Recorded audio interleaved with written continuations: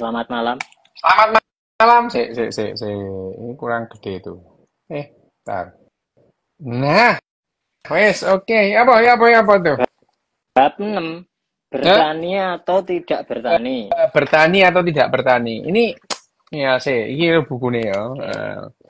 Jadi kalau di bab ini, jadi di bukunya Jared Diamond itu menjelaskan sebetulnya pertama pertanian itu kan kita membahas bahwa pertanian itu akan lebih memenuhi kebutuhan kalori ya. Ya. Karena dengan dengan bertani itu kita itu manusia Homo sapien dalam sejarah evolusinya itu pada saat eh, manusia memasuki pertanian itu dia bisa mengumpulkan jumlah kalori lebih banyak untuk apa namanya untuk Cadangan. kehidupannya cadangan. Tapi ternyata tidak semua orang merasakan itu, Hmm. ya. Jadi apakah dengan ini pertanyaan Jared itu kan pertanyaan Yali gitu ya. Ya. Kenapa kok bisa muncul pertanian itu di daerah Bulan Sabit Subur gitu ya? Secara mandiri. Secara mandiri pun ada muncul di Cina itu. Secara mandiri muncul di Papua. Hmm. Secara independen ya itu, secara independen. Tapi di tempat-tempat yang lain di Sahel, Sub-Sahara itu tidak independen. Dia mendapatkan pengaruh dari Mediteran gitu. Di Amerika juga dia tidak independen gitu. Nah, eh ini pertanyaan-pertanyaan kenapa kok munculnya itu di daerah Mediteran. Di tempat-tempat yang lain yang eh, yang yang kondisinya, kelembapannya, airnya sama, apa namanya, iklimnya sama kok tidak muncul gitu ya. Itu pertanyaan-pertanyaan yang ada dalam benaknya Yali gitu ya, mencoba si Oke. Jared itu sebagai Yali. Nah, di bab ini disebutkan enaknya bertanya bertani apa tidak bertani gitu ya itu kenapa orang itu masyarakat itu bertani gitu Terdorong dan untuk bertani. terdorong untuk bertani tapi pernyataan ini juga tidak berlaku umum ada ada kelompok-kelompok yang mempertahankan tetap yang namanya sebagai pemburu pengumpul. Nah, terus kemudian perpindahan dari berburu pengumpul dan pertanian itu emang Hmm. lama itu ya. Ribuan tahun orang itu mendadak. Coba bayangkan saja kalau manusia itu pertama kali mengenal gandum atau mengenal apa jenenge, mengenal padi yang awalnya rumput-rumputan itu. Hmm. Tentu tidak serta merta mereka nanam padi sekian banyak, Ya. sekian hektar, nggak mungkin gitu ya. Melalui proses panjang ya Proses berarti ya Teh ya. panjang ya, mungkin dia mengumpulkan ini kok enak dipangan, dikletisi enak gitu ya ya, tapi tentu mereka tidak cukup kebutuhan kalorinya gitu ya.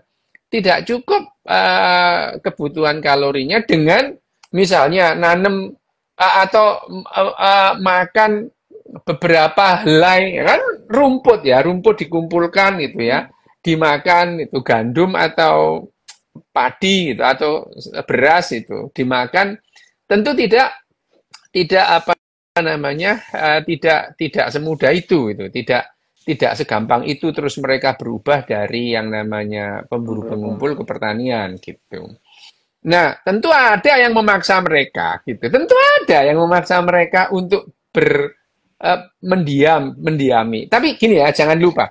Buku ini ya, buku Mesti ya. apa namanya? Ganjem and Steel ini apa namanya? eh, ini adalah tesis itu.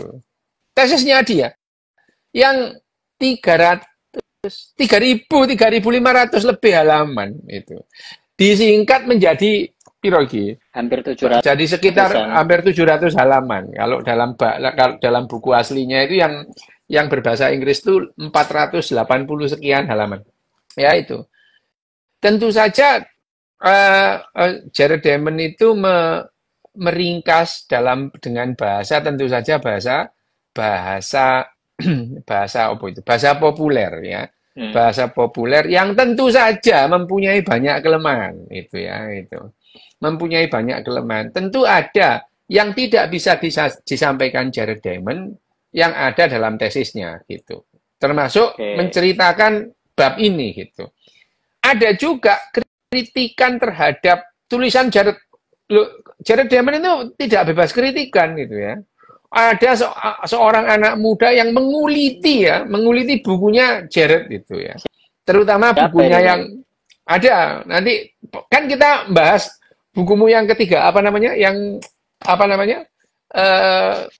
Apa yang kamu mau bahas? Apa bukan satunya sih apa?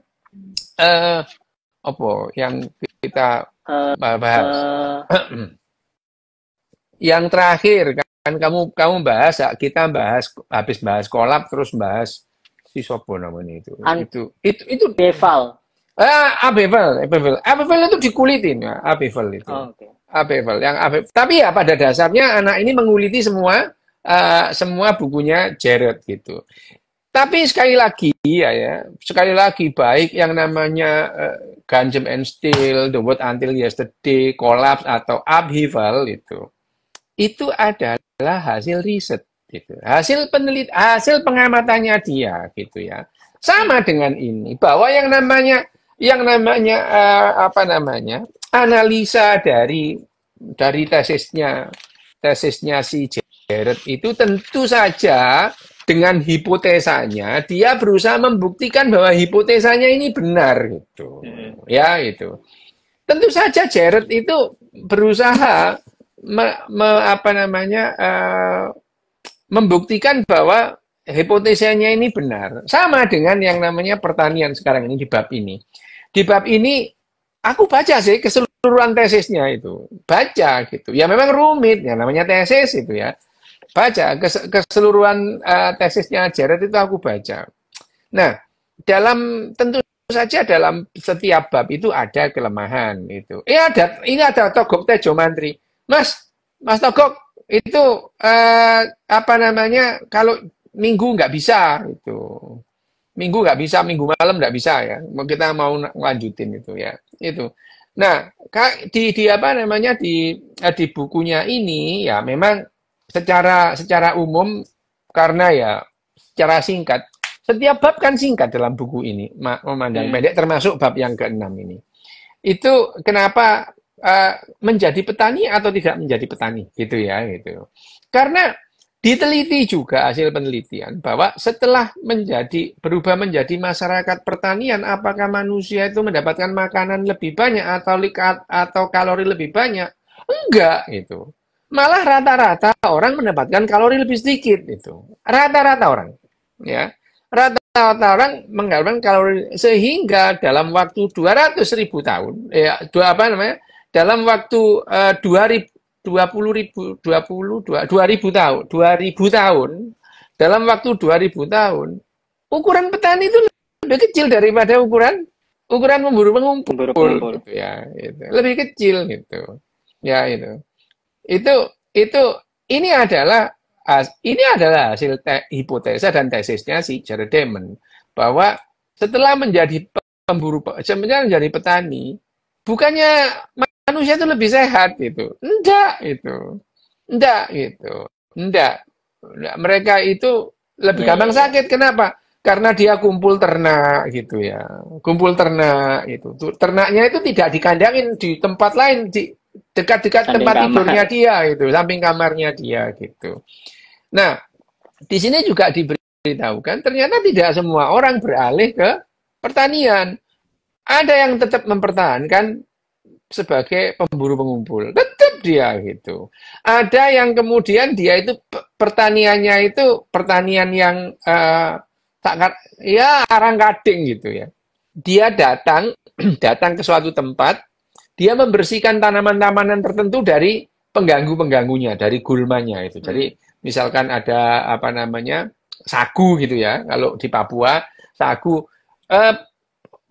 Manusia itu datang untuk membersihkan sagu itu dari tumbuhan-tumbuhan yang mengganggu gitu. Dibiarin, nanti 2 bulan, 3 bulan diparani maneh, didatangin lagi gitu. Apakah ini sebuah pertanian? Ya mirip-mirip karena misalnya mereka menemukan apa namanya, habis memakan umbi-umbian itu, dia menanam kembali batangnya, diorok gitu ya, di apa ditanam, oh ditinggal gitu, ditinggal. Nah nanti dia datangin lagi gitu, karek manen puhungi gitu ya, dijebol gitu. Apakah ini pertanian? Ya tingkah laku petani dalam hal ini. Tapi setelah itu dia pulang gitu. Mereka ke tempat lain untuk berburu dan berburu dan ngeramban gitu. Berburu dan ngeramban. Jadi kebutuhan mereka akan kalori tidak serta-merta terus kemudian digantikan demikian saja dengan tanaman-tanaman yang bisa dibudidaya seperti gandum atau beras gitu. Nah, pada dasarnya ada satu kelompok misalnya dalam satu kontinen atau satu benua kecil gitu ya, satu daratan, satu wilayah gitu. Masing-masing bekerja sama. Ada yang tetap jadi tetap jadi pemburu pengumpul, ada yang tetap jadi petani gitu ya gitu. Nah, ada orang yang suka berburu itu ya tadi itu. Mereka itu apa namanya? Yang suka berburu itu ngolok-ngolok petani. Disebutkan di sini di buku ini. Mereka itu lucu itu ya. Lucu. Mereka itu yang namanya petani mengolok-ngolok pemburu pengumpul gitu ya. Pemburu pengumpul ngolok-ngolok petani. Loh, ada lagi peternak benci dua-duanya loh gitu ya. Itu ini tapi ini hasil penelitian loh ya, hasil penelitian yang dilakukan oleh Jared Diamond di berbagai tempat itu ya, di berbagai tempat. Iya, itu saling bully bener. Jadi petani membuli pemburu, pemburu membuli petani. Nah, peternak benci dua-duanya gitu. Peternak itu benci dua-duanya. Jadi ya betul bahwa yang namanya kan disebutkan yang namanya peradaban ini karena pertanian gitu ya. Jadi artinya pertanian itu yang memungkinkan orang itu perang dalam jumlah besar gitu ya. Perang. Kalau nggak ada pertanian, nggak mungkin perang, gitu. Nggak akan, gitu. Perang itu hanya bisa terjadi kalau pertaniannya diserbu atau mau dijarah oleh tetangga sebelah, gitu. Ya, tetangga sebelah, perang itu ya, ya itu. Jadi pertanian itu memunculkan perang, gitu. Dan perang itu menghasilkan duit atau menghasilkan cadangan kalori lebih banyak. Itu sudah jelas itu. Ya. Jadi akhirnya ya memang perang itu penuh dengan penderitaan, penuh dengan yang namanya pembunuhan. Tapi pada dasarnya setiap perang terjadi, ada yang diuntungkan mendapatkan duit lebih banyak. Siapa? Ya raja, ya itu. Ya pimpinan agama itu mendapatkan duit lebih banyak, pampasan perang gitu ya itu. Yang mati cuman diperingati kamu adalah pahlawan, nggak dapat pampasan perang gitu ya. Itu nah itu. Jadi pertanian itu mau tidak mau perang itu karena ada pertanian. Kalau tidak ada pertanian, iya nggak mungkin gitu ada perang. Kalau misalnya pemburu didesak oleh pemburu lain, cari tempat lain itu. Ya misalkan dia kalah pandai dengan pemburu yang ada di sini gitu ya. Ngali ini pinter-pinter pemburu kalah ini gitu ya. Tentu dia pergi pemburu yang lebih kuat gitu. Nah, pertanian itu tapi tidak semua meskipun punya kesempatan itu ya. Mempunyai kesempatan itu terus kemudian iki sapi iki mulai sapi iki sing wingi takon saiki ngomong sertifikasi halal itu arek endi sih ngono. Ya jadi kembali lagi bahwa yang namanya pemburu dan pengumpul itu meskipun ada kesempatan tidak serta-merta dia itu kemudian berubah menjadi pertanian gitu karena banyak advantage juga yang didapatkan pemburu pengumpul ya. Mereka lebih banyak mendapatkan kalori dari dari binatang buruan gitu ya gitu. Sementara petani itu ketemu pembagiannya sama rata. Ketemu tempe itu saulan pisan gitu. Gak ketemu ikan itu jarang gitu ya. Mereka itu ya jadi proteinnya itu berkurang banyak gitu ya. Daripada bertani mending aku tak ngumpulno kerang misalnya gitu ya. Daripada aku bercocok tanam itu ya. Aku tak apa namanya ngumpulno kerang. Oh arek peterongan. Oh ancen oh sapi ipi ngono. Ya itu. Arek peterongan ya wis gombang. Oke ya itu. Ya, jadi itu pertanian. Jadi petani atau tidak menjadi petani itu bukan pilihan yang dipilih dengan sadar gitu. Karena mereka justru di-drive gitu ya, di-drive apa diarahkan oleh evolusi gitu. Oleh evolusi gitu. Mereka diarahkan misalnya tadi itu ya. Di daerah Sahel atau di daerah bulan sabit subur gitu ya. Di daerah bulan sabit subur itu ya mau tidak mau karena kemudian mereka sering terjadi perang loh ya, sering terjadi perang di bulan sabit subur itu sering terjadi perang gitu ya. Sering terjadi perang. Nah dengan demikian apa namanya? Oh Peterongan Semarang tak jero Peterongan Jombang. Oke ya wes. Ya wes itu ya jadi kalau kemudian perang itu menghasilkan duit lebih banyak, menghasilkan kalori lebih banyak, ya. Dan muncullah kelas-kelas tadi itu, kelas-kelas tentara itu, kelas-kelas tentara yang kalau pembagian hasil panen mereka dapat lebih banyak itu. Ya ketimbang petaninya itu. Petaninya di ikon ngono ya. Kon tak lindungi ya, ngono ya. Kon tak lindungi, gak tak lindungi kon mati. Kalau kamu gak aku lindungi, kamu kalian mati gitu. Jadi akhirnya muncullah strata dalam masyarakat. Nah, strata dalam masyarakat manusia ini menghasilkan lebih banyak lagi kalori gitu ya itu. Ini yang membuat yang namanya pertanian itu kalau ada perang, masyarakat pertanian akan menang gitu. Ketimbang masyarakat pemburu pengumpul gitu. Akan menang di mana-mana kalau masyarakat pertanian perang menyerbu pemburu pengumpul pengumpulnya kalah. Kenapa? Mereka tidak terbiasa bekerja sama dalam jumlah yang besar, gitu ya. Cuma artinya mereka tidak terbiasa bekerja sama dalam jumlah kalah sama petani gitu. Petani itu sudah dia mempunyai spesialis. Kalau kamu spesialis bercocok tanam, aku spesialis perang gitu. Aku bagian gelut aja gitu. Sementara pemburu pengumpul tidak punya keterampilan untuk itu gitu. Nggak bisa gitu. Jadi sembarang diayai dewe. Mereka belajar memanah demi untuk memanah buruan, bukan untuk memanah orang gitu ya. Ya itu. Sementara petani itu belajar manah itu tentara-tentaranya itu membunuh orang gitu. Tidak untuk berburu gitu. Jadi mereka diajari untuk akhirnya melenyapkan atau mengalahkan desa tetangga. Nah, disebutkan juga yang namanya pertanian itu oleh Jared itu, pertanian itu sendiri akhirnya memberikan memberikan keuntungan manusia untuk bekerja sama dalam jumlah yang besar, memberikan apa namanya yang di bab-bab yang lalu itu ada muncul spesialis itu ya, spesialis nyocot gitu ya, politikus itu spesialis ngomong dia itu. Tapi kalau tidak ada politikus, tidak ada peradaban gitu ya.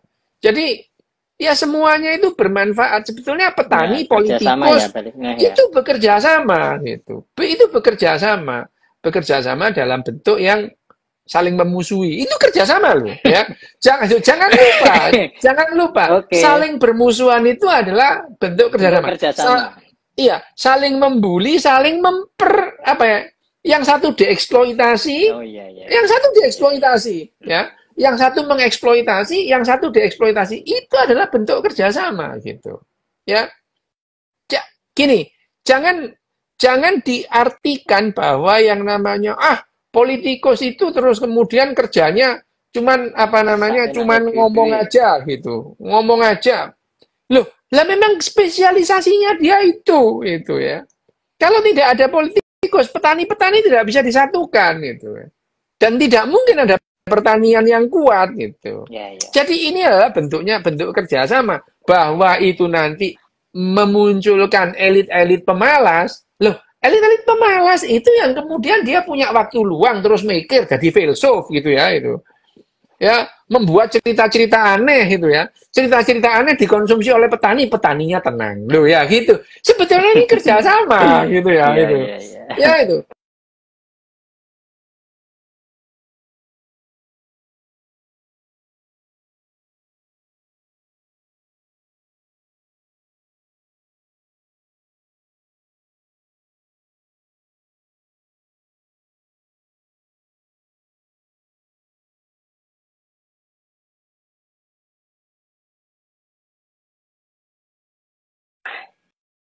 Mana kabarnya? Halo tuh, Halo, bisa suaramu? masuk, Wes masuk, masuk. aman. Ya itu. Jadi kamu itu tidak mungkin membuat buku, nulis kitab kalau kamu nggak nganggur gitu. Ya kamu nulis kitab, kamu ngarang-ngarang gitu ya itu. Nah, menghibur petani, petaninya seneng loh lah. Itu kerjasama sebetulnya. Ya. Petani ini mbok kongkon bayar pajak lurus 0,5% atau 10% itu. Seneng mereka gitu. Kenapa? Kamu dijamin nanti kalau kamu mati tak lebokno nang kono, nang nirwana kono. Ngono ya itu. Ya, Itu ya, ya. hanya orang-orang nganggur gitu ya. Ya, itu hanya orang-orang yang jadi jangan gini, yang namanya kerjasama itu tidak selalu kerjasama itu kamu enak aku enak, bukan begitu gitu ya itu, bukan gitu. Yang namanya Oke. kerjasama itu adalah ya tadi ada orang yang mau perang gitu ya, rela mati gitu ya, demi inilah demi desanya gitu ya. Lah ini bagus ini yang rela mati ini demi menyelamatkan orang lain gitu ya. Loh dia dapat apa? Ya dapat dipuji aja itu. Wah, kamu adalah pedangnya ini, kamu pedangnya genderuwo lah gitu ya itu. Dan selalu punya slogan-slogan ya, Ter ya? Lalu lah, sekali lagi, pertanian itu adalah konsekuensi logis karena manusia bisa ngomong gitu. Oke. Ya, jadi manusia itu bisa ngomong, menjelaskan pengalamannya ke anaknya. Iki lole, iki barang iki nek digodok iso dipangan le gitu. Ya, jadi karena kamu bicara, kamu bisa melanjutkan perkataan pengalamanmu ke keturunanmu gitu, ke generasi berikutnya. Kalau kamu nggak ngomong, pengalamanmu hanya untuk kamu, sehingga kodok, ular itu, mereka harus belajar sendiri itu ya. Pengalamannya dia yang membuat dia tahu gitu. Ya, tapi kan gak ono ulo cerita nang koncone. Rek, iku ono menungso, kon nek ono dipateni lho. Soale ono menungso iku sing bukune lek ketemu kon kudu dipateni ngono. Wong sembayang ae kon lek pas dhek iku berdoa nemu kon kudu dipateni. Kon nyingkri tekan wong-wong model ngono. Itu ular Nggak tidak punya. bisa, ular tidak bisa menceritakan pengalamannya seperti itu. Nah, manusia menceritakan pengalamannya sehingga pengalamannya itu makin lama makin meningkat gitu ya. Misalkan, le, iki barang iki, ketok iki bulir-bulir. Iki jerone ini dalamnya kalau dikupas terus direbus pakai air, dimakan enak gitu. Nah, itu kamu nah, oh iya, nah, itu terus kemudian berkembang ya, berkembang. Ya, Hmm. jadi pertanian itu adalah konsekuensi logis karena manusia bisa ngomong gitu ya. Nah, itu yang membuat manusia itu bekerja sama gitu. Ya, jadi yang namanya pengalaman disampaikan itu penting itu. Sehingga kita itu pengetahuan kita adalah pengetahuan kolektif. Kolektif apa? Kolektif orang banyak, kolektif generasi-generasi yang lalu gitu. Jadi pengetahuan manusia saat ini itu adalah pengetahuan kolektif, bareng-bareng, pengetahuan orang-orang yang dulu gitu ya. Hmm. Jadi pengetahuan kita itu pengetahuan kolektif. Nah, kalau manusia itu sejak lahir terus kemudian belajar sendiri ya kayak wedus ya itu. Belajar gitu ya itu. Nah, itu adalah kenapa yang namanya pertanian itu selalu memunculkan tadi penyocot-penyocot tadi gitu ya. Orang yang punya waktu luang gitu ya, untuk waktu luang. Jadi misalnya jadi apa pimpinan nih Tamtomo tentara, mereka punya waktu luang gitu. Saya udah mikir gitu ya, bikin barisan gitu ya. Hanya orang-orang nganggur yang kemudian bikin barisan misalnya gelatik nebo gitu ya. Loh iya loh, barisan apa misalnya apa jenenge apa namanya Garuda Layang gitu ya. Itu kan barisan itu. Bentuk barisan, bayangin yang namanya orang disusun seperti Garuda Layang gitu itu. Apa maneh sapa jenenge barisane siapa? Barisane Pendeta Durna yang kuat Cokro Byuha gitu. Lah kok itu kan orang-orang nganggur. Oh bisa memikirkan nanti aku akan membuat barisan seperti ini, seperti Cokro, seperti Garuda Layang gitu ya. Gelatik nebo lah, macam-macam. Itu hanya orang-orang nganggur yang bisa seperti itu. Dan itu tidak mungkin kalau tidak yang namanya pertanian. Memang dalam buku ini nanti Jared Diamond itu iya, memang ini ada yang gitu. Ya, yang mecah barisan Cokro Byuha adalah Abimanyu. Tapi Abimanyu mati gitu ya. Abimanyu mati gitu ya. Ditusuk dari belakang. Lah itu ya, ini tapi di buku ini juga disebutkan bahwa yang namanya pertanian itu akan melahirkan elit pemalas gitu ya. Ya. Elit pemalas yang kemudian dalam buku ini juga disebut yang namanya ada yang ada yang disebut ini adalah bid'ahnya atau inovasinya Jared Diamond ya. Jared Diamond menyebut bahwa ada yang namanya kleptokrasi. Orang yang pertama kali menyebut kleptokrasi itu adalah Jared Diamond gitu ya. Jadi Jared Diamond di pertanian itu menghasilkan kleptokrasi. Bagaimana yang namanya pemerintahan itu atau kekuasaan itu mengambil haknya orang gitu ya. Kenapa? Nah iya yang apa namanya yang nanam petani yang enak-enakan kepala suku gitu, yang enak-enakan tentara gitu. Ya, tapi ya mau tidak mau kleptokrasi itu ya itu yang terjadi. Misalnya kleptokrasi misalnya pedagang nggak ikut. Dia nggak ikut nanam padi, tapi dia lebih makmur daripada petaninya, gitu.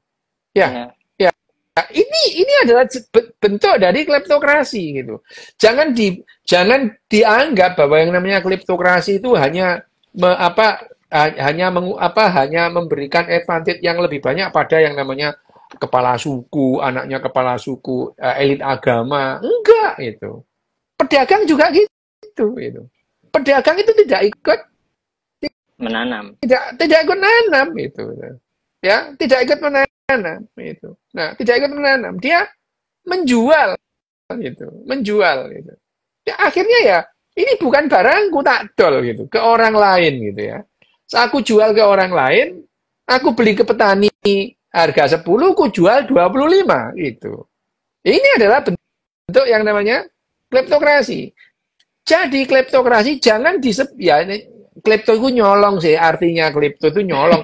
tapi gini loh ya, dalam hal ini penyolongan ini adalah penyolongan kerjasama gitu. Ya, balik mana ya, kerjasama mana ya? Iya, jadi kalau tidak ada yang namanya kleptokrasi itu, ya tidak ada pemerintahan seperti hierarki itu tidak ada gitu. Hierarki itu tidak akan ada kalau kamu tidak ada kleptokrasi gitu. Kamu datang kiai ngamplopi, apa itu? Emang ada kiai ngamplopi? Kan nggak ada. Kiai minta amplop gitu. Ya itu. Itu adalah bentuk ini adalah kerjasama gitu ya. Ini adalah kerjasama gitu. Ini adalah kerjasama. Jangan disebut bahwa ini adalah dalam bentuk yang merugikan. Tidak. Ini adalah kerjasama itu. Kerjasama. Sama lah itu ya. Misalkan orang datang berceramah diamplopi gitu ya itu. Penceramahnya bilang gini, tangan di atas lebih baik dari tangan di bawah. Penceramahnya. Tapi penceramahnya selalu di bawah tangannya.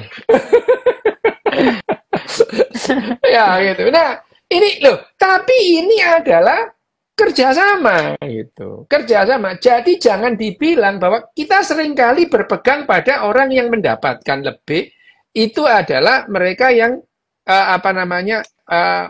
beruntung ya, tidak bisa kerjasama. Yang namanya eksploitasi itu adalah bentuk kerjasama manusia gitu. Ya gitu. Oke. Eksploitasi itu adalah bentuk kerjasama manusia. Nah, di bukunya Jared dalam hal ini itu ya itu apa namanya di bukunya Jared yang ini itu apa namanya disebutkan juga bahwa yang namanya eh, kleptokrasi itu tidak selalu dalam bentuk yang apa berkonotasi jelek gitu ya itu adalah konsekuensi logis dari yang namanya pertanian, terus ada hierarki gitu. Nah, kamu kalau tidak ada hierarki, kamu nggak kenal kiai loh, itu ya. Nggak ada itu, nggak ada yang orang yang kamu sucikan, nggak ada. Itu ada karena hierarki gitu. Dan itu adalah bentuk kerjasama manusia. Ada orang yang kerjaannya dimarahi, ada orang yang kerjaannya tukang marah, ada gitu. Jadi kamu kalau bosmu marah terus itu ya, kamu ngerti kamu bahwa yang namanya kamu memang bekerja untuk dimarahi. Lah bosmu itu bekerja untuk marah-marah gitu. Dan itu berjalan gitu. Gitu ya itu. Jadi seringkali kita itu menganggap yang namanya kerjasama itu everybody win gitu. Enggak itu. Nggak Ya selalu ya itu. berarti ya. Enggak itu.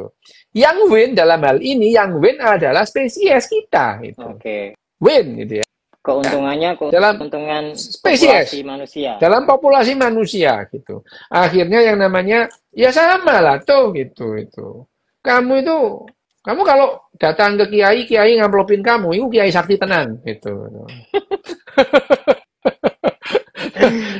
Nek jalan amplop itu pura-pura sakti itu saya percaya. Karena melawan arus. Iya gitu. Jadi kalau ada kiai ke kamu ngamplopi, berarti itu kiai ini sakti temenan gitu ya. Ono ada kiai yang ngamplopi itu ada, tapi itu kiai yang sakti tenan itu. Itu ya itu. Tapi ya kebanyakan ya memang itu kerjasamanya gitu. Kiai ini diamplopi gitu itu memang sudah lumrah gitu. Jangan dipandang ini sebagai sesuatu yang mengeksploitasi. Ya eksploitasi, tapi itu adalah bentuk kerjasama gitu. Jadi kalau Pak Karno bilang tuh eksploitasi de lom gitu ya. Jadi manusia dieksploitasi oleh manusia lain gitu ya. Ya itu. Ya, eksploitasi de lom itu. Eksploitasi manusia oleh manusia lain gitu itu. Aku biar seneni guruku tuh ngono itu. Nah, aku dulu eksploitasi. Kamu tahu nggak artinya eksploitasi? Pak, itu menggambarkan Pancasila dengan kapitalisme itu. Kapitalisme itu eksploitasi de lom. Apa itu? Eksploitasi manusia oleh manusia lain. Nah, kalau Pancasila sebaliknya. Ya, padahal. Aku kapan betul aku eksploitasi order lom itu adalah kapitalis. Manusia dieksploitasi oleh manusia lain. Kalau Pancasila kebalikannya gitu. Tapi bagaimanapun juga yang namanya politik, apakah itu yang namanya liberalisme, yang namanya komunisme, ya eksploitasi order lom itu ya, mengeksploitasi manusia lain. Mana ada politik tidak mengeksploitasi manusia lain gitu. Tidak ada. Apapun ideologi yang menjadi landasan politik begitu dijalankan sebagai politik ya eksploitasi lom gitu. Jadi ya yang namanya kleptokrasi itu ya bahasa baru. Bahasa barunya si Jared Diamond pada dasarnya ya eksploitasi lom gitu ya. Ya, apalah itu khilafaisme lah, apalah tetap itu eksploitasi lom ya. Semua itu tidak ada yang tidak gitu. Dalam hierarki selalu eksploitasi lom gitu ya. Juragan kayak mamaku dia mengeksploitasi banyak orang gitu ya. Mamaku kan bagi-bagi. Iya bagi-bagi tapi paling banyak mamaku gitu ya itu. Tetap aja gitu ya. Ya kan tetap aja gitu.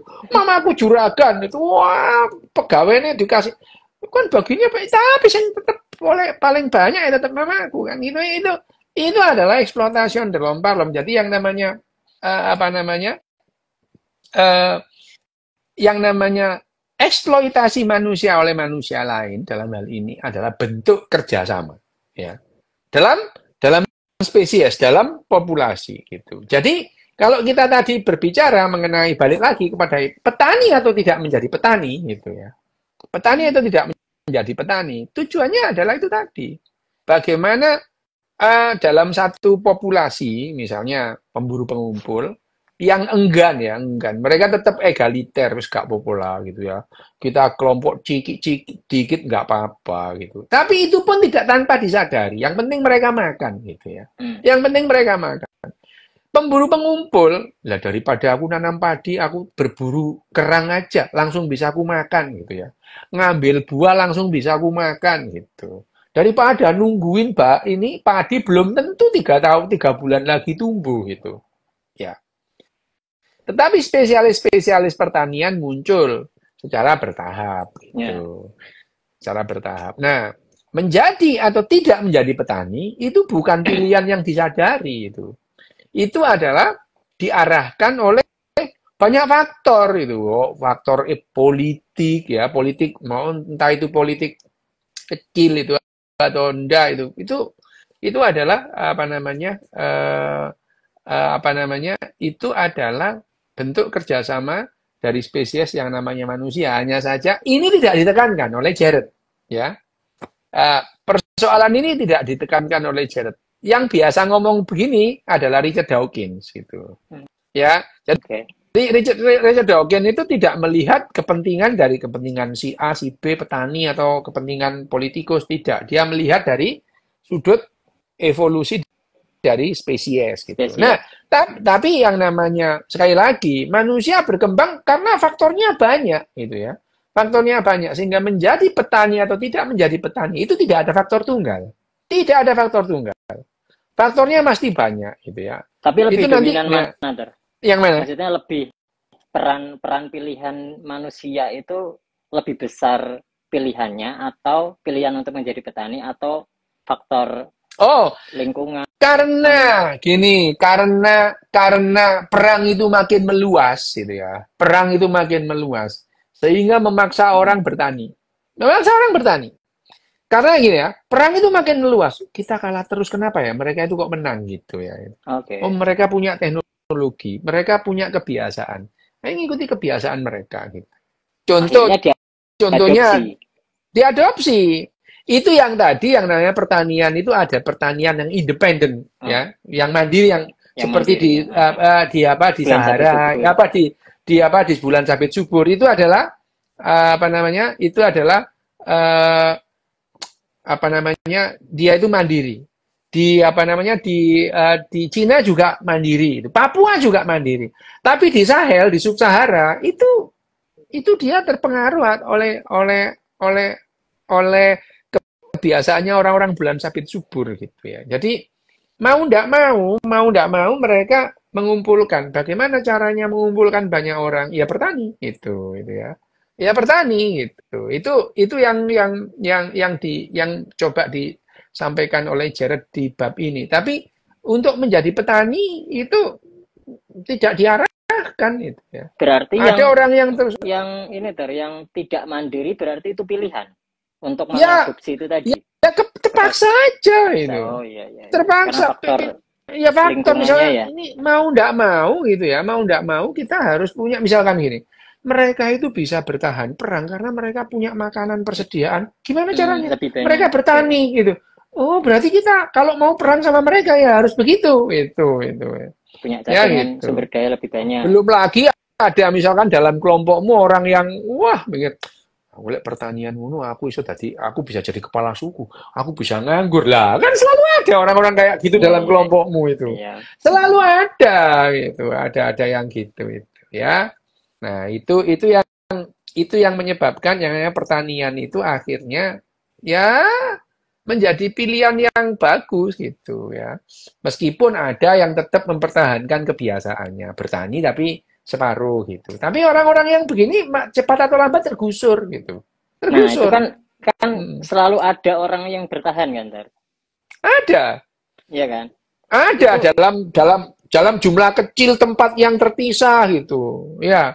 Yang orang gitu itu masih ada enggak? Masih. Orang yang berpikiran untuk mempertahankan cara lama daripada itu tidak berpikir tuh, mereka itu menjalankan apa yang dilakukan orang tuanya. Orang tuanya, Ya, siap. itu ya. Dia itu hanya menjalankan apa yang dilakukan orang tuanya. Orang tuanya bertahan apa berburu ya melok tuh Oh, gitu. oh iya, iya, Mosok iya iya. ngomong, Pak, enak dadi petani. Petani ku apa le? Iku aku ngimpi, Pak. Yo gak mungkin ya gitu itu ya. Nggak Oke, mungkin oke. gitu. Kalau mereka itu terus kemudian diserang itu, seperti orang Indian. Orang Indian itu diseranglah terus ya selama 300 tahun. Akhirnya dia tahu, mau nggak mau kalau bisa perang kita harus berlatih naik kuda gitu. Ya, itu naik kuda, Hmm. harus pakai pedang, pakai panah. Nah, setelah 300 tahun orang Eropa itu bercokol di Amerika untuk pertama kalinya mereka dikalahkan oleh pasukan berkudanya orang Indian yang dulunya Hmm. nggak kenal kuda gitu. Lah sama dengan pertanian gitu ya. Pertanian bagaimana kamu mau mengumpulkan tentara? Bagaimana kamu mau membentuk pasukan? Kalau pasukanmu itu punya pekerjaan lain sebagai tentara, tidak ada gitu ya. Pemburu pengumpul ya tidak mungkin gitu. Yang ada adalah pertanian gitu. Jadi pertanian ini yang akhirnya menghasilkan kasta dalam manusia gitu ya. Kasta yang jelas-jelas itu dan jangan salah, kasta itu kompatibel dengan aktivitas kita sehari-hari gitu. Sampai sekarang gitu. Kasta itu. Kok nek ketemu anak kiai kok salaman tuh, Iya. Gus Iya. padahal ya gurung tentu gitu ya. Pinteran konto ngono. Gak iso tajwid makhraj tuh gak iso ngono. Kon sik pinteran kon ngono ya. Tapi bagaimanapun juga anaknya kiai, mbok Gus mbok Salim ngono. Durung maneh iku putune sapa ngono ya. Mbok lah wali, mbok wali opo ngono ya itu ya. Ya, Oke. itu adalah konsekuensi logis dari pertanian. Jadi tidak ada misalnya apa namanya penggembala itu terus kemudian mempunyai hierarki itu nggak ada itu nggak ada gitu ya. Penggembala ya gembalain mereka nggak perlu banyak orang berburu ya nggak perlu nggak ada yang tentara dalam masyarakat pemburu itu nggak ada tapi dalam pertanian akan menghasilkan spesialis spesialismu apa spesialisku nandur pari gitu spesialisku apa namanya awak Joko tambak spesialismu apa nyocot ya itu spesialis itu loh cek tuh aku tanya guru spesialis apa nyocot tuh Ya, loh iya cerita. itu cerita menyampaikan sesuatu itu guru loh tapi itu spesialis yang membuat masyarakat itu menjadi berbeda dengan masyarakat yang lain ngono tuh ya Oke. nah pertanyaan nggak Dan pertanyaan tuh juga. Dok, kalau pengetahuan itu masuk itu hasil kolektif berarti Denny Sofan dan Nadertal turut menyumbang pengetahuan juga ya. ya gini kalau Denny Sofan itu ya sudah lewat lah mereka itu punah itu 20.000 tahun sebelum terjadinya apa namanya terjadinya munculnya pertanian gitu ya. Tapi kalau misalnya Denny Sofan turut menyumbang pengetahuan ya enggak kita hidup terpisah gitu ya. Ya kita hidup terpisah terus kemudian tapi kalau ditanya gini, apakah Denny Sofan itu menyumbang pengetahuan? Iya, apa? Fosilnya kita pelajari ya, mereka menyumbang pengetahuan kita. Ya, ya kita menemukan apa fosilnya Neandertal. Ya menyumbang pengetahuan kita. Kita tahu bahwa oh ada manusia Neandertal, oh ada manusia Denny Sofan gitu. Tapi pengetahuan kolektif itu ya memang disampaikan melalui mulut dan yang bisa mengembangkan bahasa sampai bagus ya cuman Homo sapien gitu. Homo sapien. Neandertal enggak gitu ya. Makanya Neandertal punah gitu ya. Salah satunya karena dia tidak bisa mengembangkan bahasanya. Manusia bisa mengembangkan bahasanya luar biasa. Manusia sapien ini ya itu manusia sapien. Tapi manusia sapien, manusia Denisova dan manusia Neandertal terindikasi dia tidak mengembangkan bahasa dengan bagus. gitu. Berarti bisa nyocot punya keuntungan evolusioner. Iya, iya. Pertanyaannya sudah, entah. Apakah pertanian menjadi penyebab pergeseran peran gender dalam masyarakat? Kenapa? Apakah pertanian menjadi penyebab pergeseran peran gender dalam masyarakat? Oh iya, iya memang benar coba. Jadi kalau kita itu apa namanya, yang namanya peran gender itu akhirnya jadi blur gitu. Selama 340.000 tahun, peran gender itu jelas. Pembagian kerja antara laki-laki dan perempuan secara biologis dan secara sosial itu persis jelas gitu. Jelas itu ya, itu. Ya, lanang